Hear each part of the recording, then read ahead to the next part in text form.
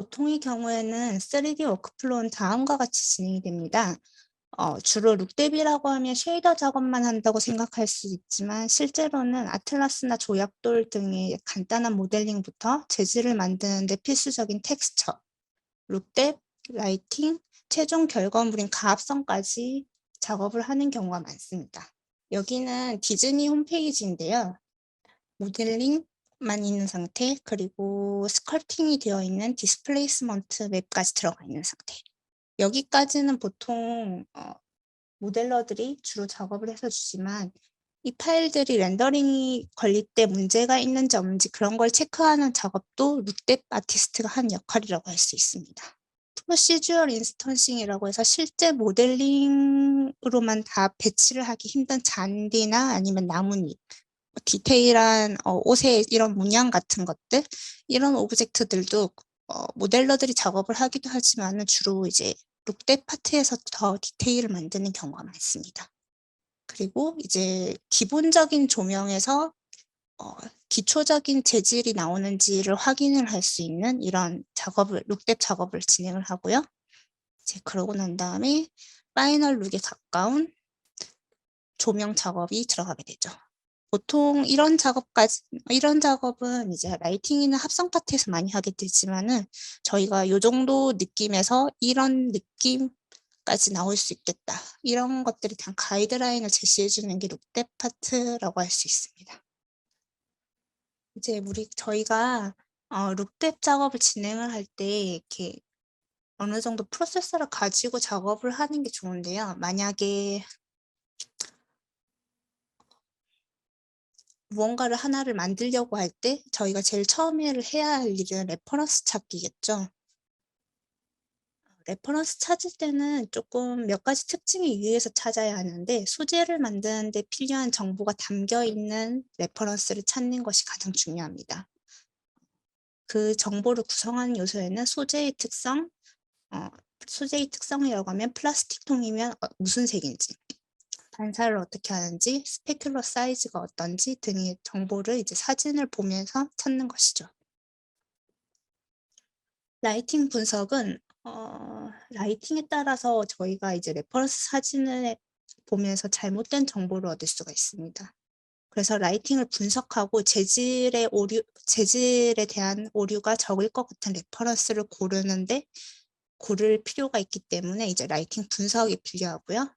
레더링은 거울이면 어떤 거울인지, 깨끗한 거울인지 깨진 거울인지, 깨끗하긴 하지만 손을 대서 이제 손에 지문 자국이 남아 있는 거울인지, 이런 식의 디테일을 확인을 할 수 있는 부분들이 필요하겠죠. 이제 소재의 특성에 대해서 먼저 알아보도록 하겠습니다. 아까 전에 마야에서 보시면 이제 리플렉션 밑에 바로 글로시니스가 있죠. 이 부분에 대한 설명인데, 글로시니스와 러프니스는 서로 반대가 되는 단어입니다. 글로시니스는 한국어로 표현하면 굳이 말하자면 이제 매끈한 정도, 러프니스는 거친 정도로 표현을 할 수 있을 것 같습니다. 둘은 완전히 반대되는 단어로 생각을 하시면 되고요. 물체의 표면을 만들 때 우리가 보통 범프나 노멀 맵, 디스플레이스먼트 맵 같은 맵으로 표면을 약간 울퉁불퉁하게 만드는 경우가 많은데요. 그런 맵으로도 표현을 할 수 없는 아주 작은 미세 요철을 표현을 할 때 사용을 합니다. 오른쪽 그림과 같이 이제 물체의 표면을 아주 크게 확대를 했을 때, 지금 이건 마이크로픽 뷰라고 적혀 있는 부분이 있죠. 이런 플라스틱이라고 하더라도 이렇게 아주 크게 현미경으로 확대를 하게 되면 거칠거칠한 부분들이 보이게 되는데요. 이런 거칠거칠한 부분들이 이제 스페큘러에 영향을 미치게 됩니다. 그래서 이런 거칠기들을 범프맵으로 다 표현을 할 수 없기 때문에 스페큘러로만 표현을 하게 되고요. 그 값을 조절을 하는 것을 글로시니스, 러프니스라고 보시면 됩니다. 아주 깨끗한 거울에 물체를 또렷하게 반사했을 때 글로시니스를 1, 먼지나 손때가 잔뜩 묻어서 뿌옇게 보이는 거울을 0.1로 표현할 수 있을 것 같습니다.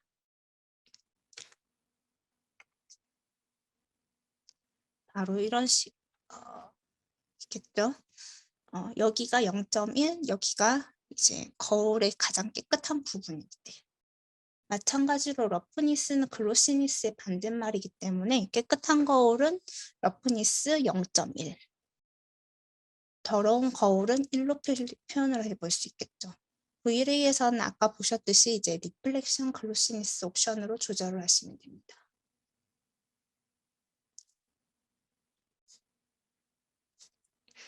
여기에서 이제 글로시니스 옵션이 있는데 1일 때는 지금 정반사를 완전 깨끗한 반사를 했다면 이제 낮추게 되면 지금 노이즈가 많아서 좀 잘 안 보이긴 하는데 점점 화면에 보이시는 이 부분이 커지죠. 스페큘러가 점점 커지다가 완전히 뿌옇게 흩어져 버립니다.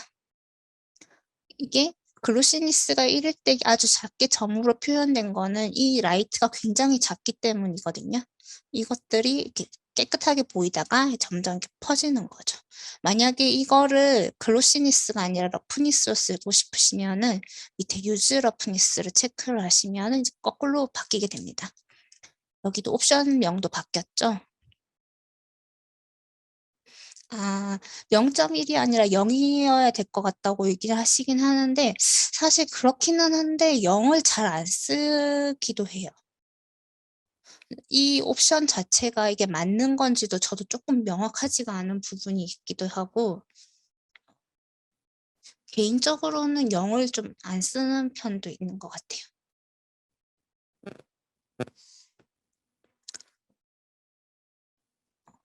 여기 다시 돌아와서 이제 러프니스를 다시 낮추게 되면은 이제 깨끗한 표면으로 돌아가게 되죠.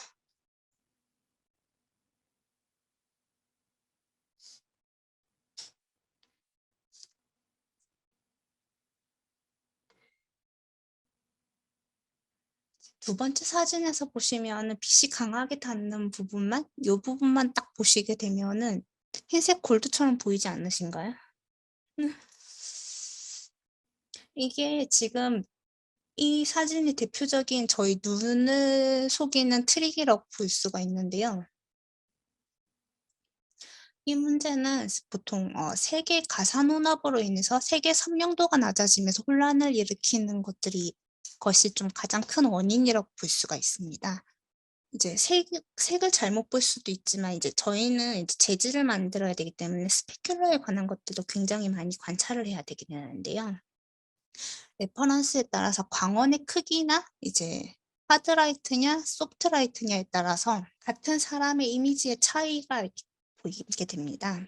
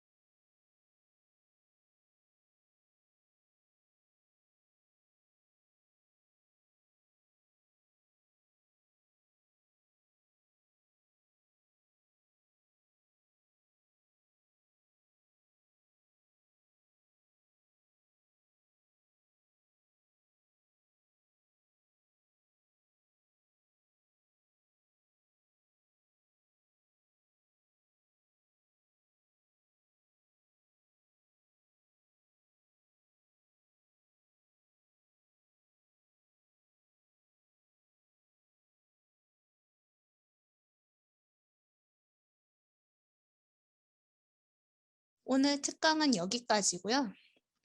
이제 뭐 궁금하신 부분들이 있으시면은 조금 더 얘기를 해보고 오늘 강의를 마치도록 하겠습니다.